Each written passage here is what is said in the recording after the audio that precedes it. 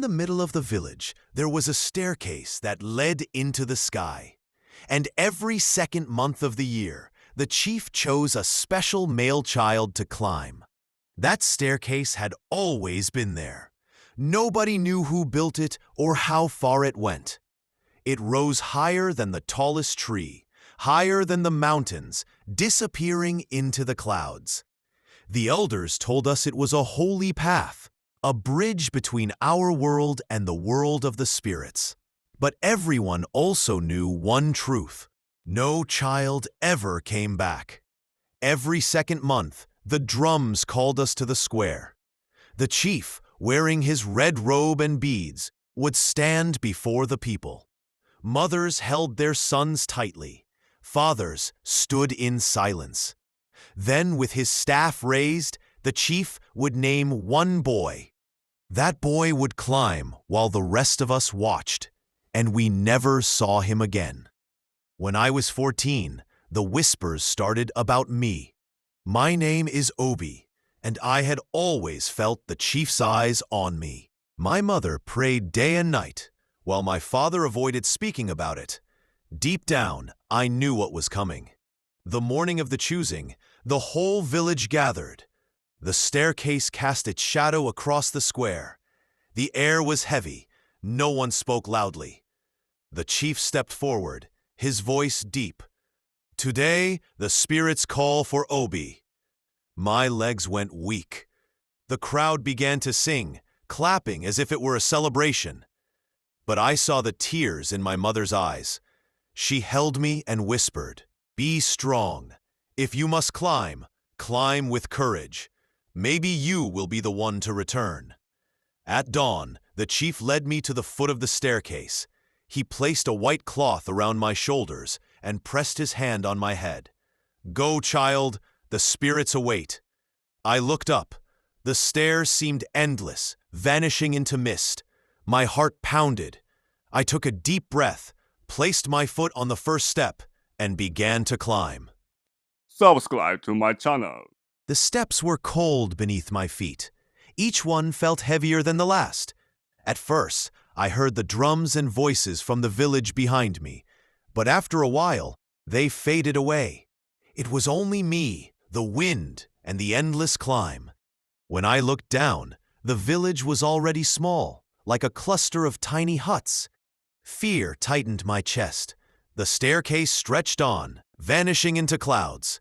I had no idea how long I had been climbing. The air grew thinner, and mist wrapped around me. I stopped to catch my breath when I heard something. Soft whispers, drifting in the wind. "Obi, Obi." My heart jumped. The voices were calling my name. From the fog, I saw figures, small, dressed in white. My legs trembled. Then I recognized one face. It was Nana, my friend, who had climbed 2 months ago. His eyes were pale, his skin almost see-through, like smoke. He didn't move his lips, but I heard him clearly. "Go back. The staircase does not end. It only takes." I stepped back, shaking. "Nana, is it you?" The other figures gathered behind him, silent and sorrowful. I knew them all, boys from the village, chosen before me. They stood like shadows, trapped between worlds. "I can't go back," I whispered. "The chief sent me. The village is watching." Nana shook his head slowly. "You will be lost, like us." Before I could speak again, the mist pulled them away, and the staircase cleared. I climbed faster, afraid of what I had seen, yet more afraid of staying still. At last, the clouds parted. My eyes widened.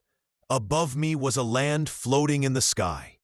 Towers of crystal shone like fire in the sun, and at the center was a golden gate taller than any tree.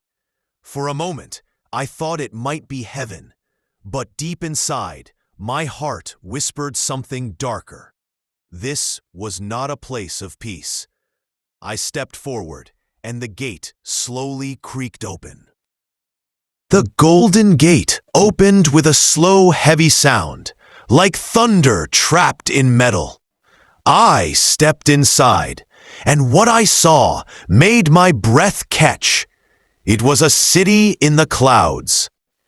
Streets of shining silver stretched before me, and tall crystal towers glowed with strange light. The ground was smooth like glass, yet my footsteps echoed as if I were walking on stone. At the center stood a massive throne, carved from blue rock that shimmered like water. On it sat a giant figure, cloaked in blue. His face was hidden, but his eyes glowed like burning coals. "Welcome, child," his voice boomed, deep and heavy. "You have climbed the staircase of the spirits. Few make it this far. You are chosen." My knees shook. Chosen? For what? The giant lifted his hand, and the sky above us flickered with stars. "Every second month, your chief sends me a boy. Their spirits feed this city.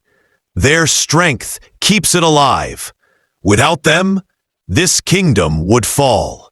My stomach turned cold. So the staircase is not holy, it's a trap. The giant leaned forward, his fiery eyes piercing through me. "Do not speak of traps, it is destiny. They live forever here, though your people call them gone. You may join them now, or you may try to resist." Behind him, I saw them, the boys from my village, Nanna, Chike, and many others, all dressed in white, their faces blank. They stood silent, chained to pillars of light. My heart ached. "I will not stay," I said, my voice trembling but firm. The giant laughed, a sound that shook the crystal towers. "Then you must fight me. But know this, no one has ever won." The city darkened. The silver streets cracked, and shadows poured out like water, racing toward me. My chest pounded, but I clenched my fists. For the first time, I wasn't just afraid. I was angry. If I didn't stop him, the staircase would keep taking forever. I took a step forward. "Then I will be the first." I stood firm, even as the giant raised his heavy hand to strike me down. My chest was burning, but not from fear. It was fire, spiritual fire, that wrapped around me like armor. Then, something strange happened. I felt a surge in my bones, like voices whispering strength into me. They were the boys who had climbed before me. Their power flowed into my body, lifting me higher. In that moment, I changed. I was no longer just a 14-year-old boy. My body grew taller, stronger. My arms became firm and heavy with power. I looked down at myself and saw that I was now like a grown man of 28, built with strength I had never known. The giant stepped back, his red eyes blinking. For the first time, he looked unsure.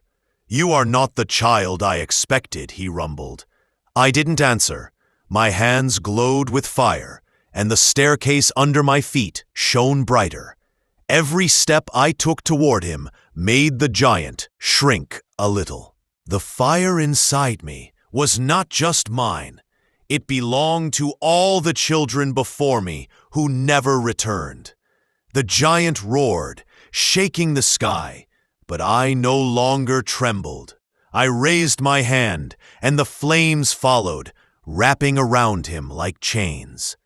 His roar turned into a deep growl, and the staircase shook under the weight of the battle. I whispered to myself, "I am not alone." The giant stumbled backward, and for the first time, I believed maybe I could win. But just as I thought I had the upper hand, the giant pointed to the sky above us. Clouds tore open, and a second, even larger shadow began to descend. The battle was not over. I thought the battle with the giant was the end. But as I kept climbing, the steps stretched farther than my eyes could see. The higher I went, the heavier the air felt, like the sky itself was pressing down on me. Then, whispers, voices of those who had climbed before me. They didn't sound angry. They sounded tired.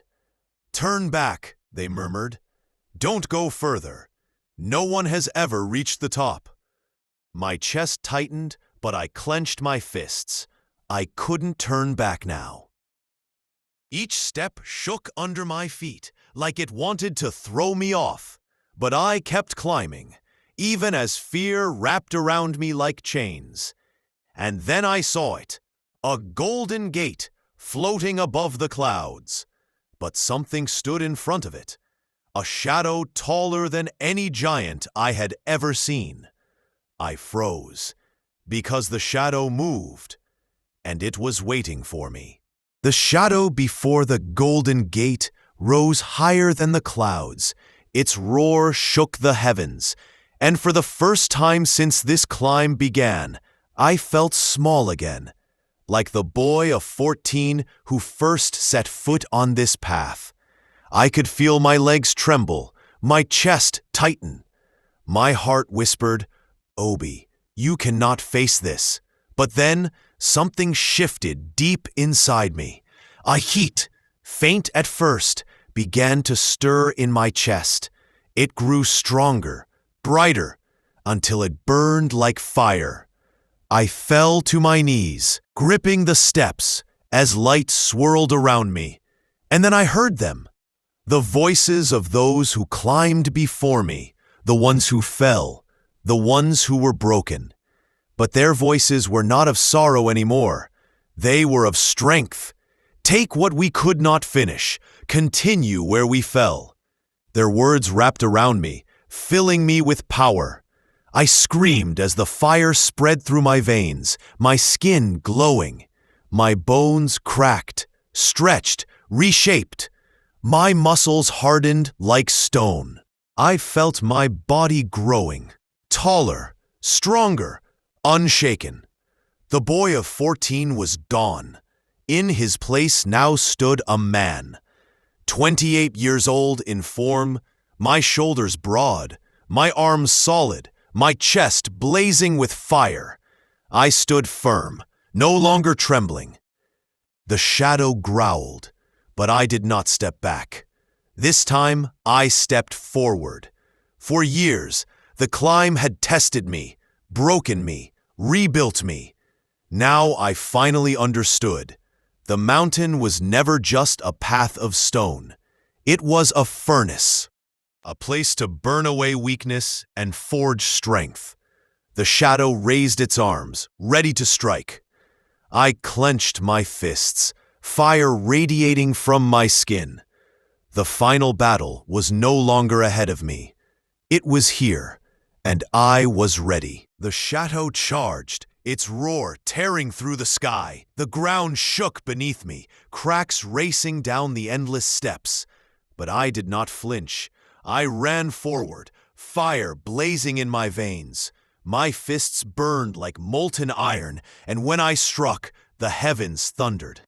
The shadow reeled back, its massive form shattering into streams of darkness.